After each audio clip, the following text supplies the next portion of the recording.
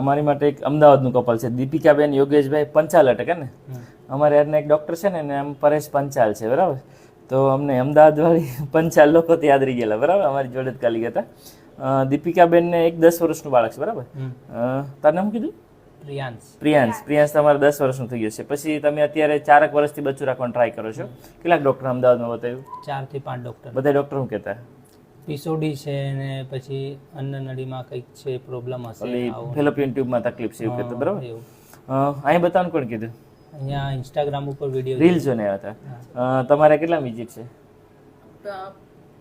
બીજી વિઝિટ છે. તમે ઘરે યુપીટી તપાસ કરી હતી? એમાંય પોઝિટિવ આવી હતી. તો દીપિકાબેનને લોકોને અહીંયા બી અમે કન્ફર્મ કરાવ્યું છે યુપીટી પોઝિટિવ આવી છે. સોનોગ્રાફીમાં બી બચ્ચું લઈ આવ્યા છે. અમદાવાદ કઈ જગ્યાએ રહેવાનું આપણે?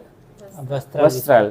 જો અમદાવાદ વસ્ત્રાલ રહી છે. આ બીજી વિઝિટમાં રિઝલ્ટ મળ્યું છે, બરાબર. નોર્મલ દવાથી રિઝલ્ટ મળ્યું છે. જો તમારે જેવા કપલને ઇન્સ્ટાગ્રામના રીલ્સ માધ્યમ થ્રુ બતાવવા આવ્યા, તપાસ કરાવ્યા અને રિઝલ્ટ મળ્યું હોય તો કેવું લાગ્યું અમારું કામ? બહુ સારું. ઓકે, સારું. જો આવતી વખતે આવો ને એટલે અમદાવાદનું પ્રખ્યાત વસ્તુ તમારે લેતા આવવાનું છે, બરાબર. બચ્ચું લઈને આવો ત્યારે આવવાનું છે, બરાબર. સારું. બીજું યોગેશભાઈ વિડીયો મૂકો તો વાંધો નહીં ને? ના. ઓકે, સરસ.